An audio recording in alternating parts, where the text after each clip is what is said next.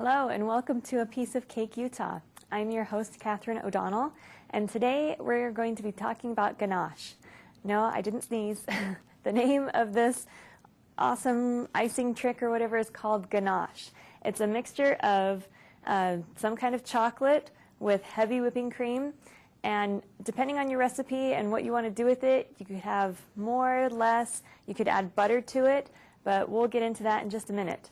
So basically, we're going to cover this cake that I have with some ganache, and I'll show you how to make it and put it on and all that fun stuff. So the first thing we're going to do is talk about our recipe here. So I'll move my cake aside. And for a simple ganache that you want to pour onto a cake or something, you want about equal parts of heavy whipping cream and whatever chocolate you're going to use. I'm just using a semi-sweet chocolate chip that I really like, and if you want to go ahead and taste some of your chocolate before you use it to make sure it tastes good, and that's something that you want to have on your cake. Some people will use a more bittersweet type chocolate to kind of either complement or be a little bit different from, you know, if you're covering a chocolate cake or something like that, but I just like to use the semi-sweet. It works out really good. And you can also use white or vanilla chocolate chips. Those work really great too. And especially if you want to have like a white icing look to it. So I've measured out about 8 ounces of each one. And the first thing you're going to do is warm up your whipping cream. Now again, I mentioned a little bit before, you could add butter to this recipe or shortening or something like that. And what that will do is give you a higher glossy sheen to your ganache, but it also, if there's more butter and oils and fats in it, it'll lessen the opportunity that it has to harden up. So if you want this to be kind of a hard tip shell, then you want to make sure that you don't use any butter or anything like that in there. And it also turns out pretty good shiny anyway without it, so I don't really use it. And we're just going to warm this up. You can warm it up on your stovetop and let it boil for a minute. I just stick it in my microwave and heat up on my little beverage, the beverage setting, whatever that is, and it's about 1 minute and 30 seconds, so that works out really good. You want to keep an eye on it though and make sure it doesn't boil over, whether it's on the stove top or in your microwave. Boiling and heating the heavy whipping cream for too long, this has some fats and oils in it as well. And so that will separate those things. And then when you add it to your chocolate chips, it will separate the fats and oils that are inside of this. And then you'll get all these little spots and granules and things like that on the top of your ganache. So you don't want to have that. We still have about 1 minute left on this. So yeah, like I said, you can use, lots of different kinds of recipes. If you use more chocolate chips, in like 3 parts chocolate to 1 part whipping cream, that will give you a stiffer ganache, and you can actually use that as a type of real icing that you could put on your cake. I know in Australia that's really common, that they put a type of ganache over their cakes instead of icing, and then they put their fondant on top of that. So that's one way to use it. So we're just going to stir this up a little bit. There we go. And it still has about 30 more seconds, so we'll keep going. So yeah, in Australia they use about 3 parts of the chocolate to 1 part of the whipping cream to make it firmer. And so with that, you would do the same thing. Heat up your whipping cream, mix it in with your chocolate chips, and then you would let it set up overnight in the refrigerator. And once it's chilled thoroughly, then you can take it out, kind of mix it a little bit so it's a little bit softer, and you can spread it and everything like that, but it's going to make a really great icing and foundation for your cake. We've just got a few seconds left on this. Okay, you want it to be really warm so that it can melt your chocolate chips. If you have any chocolate in there that's not melted, again, it's going to get all lumpy and clumpy on there, and it's not going to give you a nice smooth finish. If you're using a different kind of chocolate rather than the chocolate chips, you'll want to make sure that you chop it up really finely, just to make sure that it melts really well. And just chopping it up into smaller pieces really helps it to melts better. Okay, so we've got a really nice, warm, heavy whipping cream here. Okay, so now we're going to pour this on the top of our chocolate chips. And we're going to let that sit for a minute and let it melt. You can stir this up with, I don't know, with a whip. I'm just using a spoon. You can put it in your mixer and mix it up. I really don't like that method. I just like to use, you know, a little spoon or maybe my metal whip or something like that. But or whisk, sorry, I'm saying whip and I mean whisk. So you can use that to mix it up.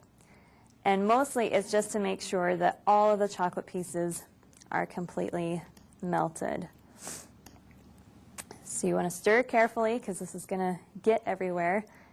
And also just stir carefully to give the whipping cream time to melt everything.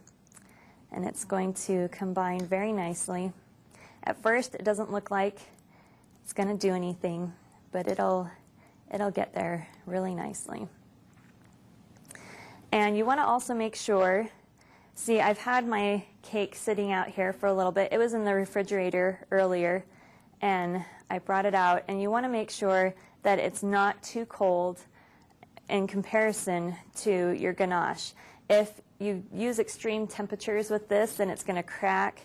It's not going to work very well, and it won't be very nice and smooth for your finished look and everything. So you want to make sure, you know, you can take your cake out of the fridge or your icing at least or whatever you're doing and just let it come to room temperature while you're mixing up your ganache to make sure that everything is pretty much the same temperature. Okay, I'm going to start stirring this a little bit more rapidly because it has melted pretty much all of my chocolate chips, which is really, really good. I also saw one of my friends, she uses an emulsion blender to blend this up to make sure all the little pieces are melted and combined and everything, so you can use something like that. Just when you use those blenders and different things, it tends to add air into your ganache, and so you get little air bubbles. So you want to make sure that if you choose to use something like that, that you don't whip it too long, that you don't use your little blender too long or something, because it's just going to add too much air to it. Okay, we are almost there. And once it's combined like this, if you need to, you can stick it back in the microwave and heat it back up. Say, you know, your whipping cream wasn't warm enough or something, and you still got little pieces of chocolate that are not mixed up completely, and that's fine. You can stick it back in there. It's just really easy to burn chocolate, and so that's why they want you to kind of melt the chocolate with your whipping cream rather than melting it itself and combining the whipping cream and the chocolate together. Okay, this is looking awesome. The other thing that you want to do after you've got this completely combined is you're going to let it sit for just a minute or two. You don't want this to be completely warm or hot or anything going onto your cake. One reason is, of course, what you're going to be doing with it. When you put it on your cake, most likely you're going to be spreading it out and letting it drip down the sides. And if it's too warm, it's just going to splash everywhere and fall everywhere. So you want to make sure that you let it set up just a little bit before you put it onto your cake so that it can be nice and cooled off and kind of slow when the drips go down the sides of the cake. Okay. Just want to make sure that all of my little pieces of chocolate are completely mixed in. Okay, this looks really great. The tools that you can use to spread it onto your cake, you can just use the spoon that I've been mixing with. That works just fine. I'm just going to use one of my little angled spatulas because I'm used to that type of movement, spreading things out. If you have a much larger surface, you can use your large angled spatula. That works great. But again, just your regular spoon works really good. Okay, so now we're going to take our cake out here. And the one thing to remember with your ganache, when you're doing it on a cake or something, you want to start in the center and push it out with your spoon or your spatula. You don't want to dribble this onto your cake just here on the edge or something like that. In order to get a nice, complete, smooth even look to everything. You pour it all in the middle, and then you spread it out to the edges. So we're going to take this, and I'm just going to dip some of this out onto my cake here in the center. And also by working on the center, you know, you can pull some back if you accidentally get too much in there or something like that. And that way it hasn't already spread itself onto the cake in a place you don't want it or something. Okay, we're going to stop with about that much. Then I'm going to take my spatula, and you can work slowly at this. That's completely fine, because again, you want to make sure that this isn't too warm, and it'll set up nicely for you. I'm just going to start spreading it around, getting close to my edges here, but not too close. Not yet, at least. And I can already see that I'm probably going to have to add a little bit more, because I can see some of my frosting through my ganache. So that was really good that I started in the center. That way I can fill it back in with some more. Add a little bit more here. There we go. Now we'll spread this out. This is looking so great. And then we're going to dribble this down the sides, just one little side at a time. That way it doesn't get away from me. So I'm going to start working on this side. And I've already put the border and everything onto my cake, so that in case this dribbles onto the border, you know, it's already there and it looks more natural and everything. And you can kind of control the drips, you know, where they are, how much is dripping down and stuff. And we'll just push that over there.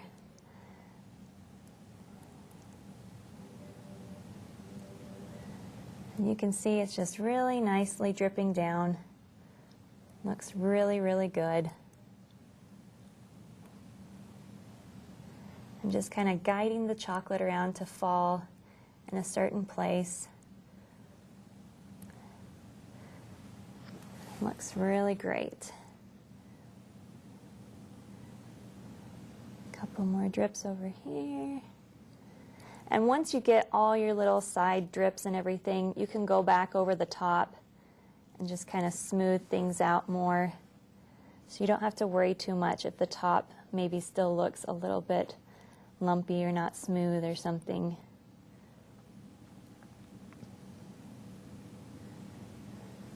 And also, if you've run out of chocolate, you could go back and add some more. I can still see a couple more spots where it probably needs a little bit more ganache on it. So after we get all of our side pieces done, we'll go back.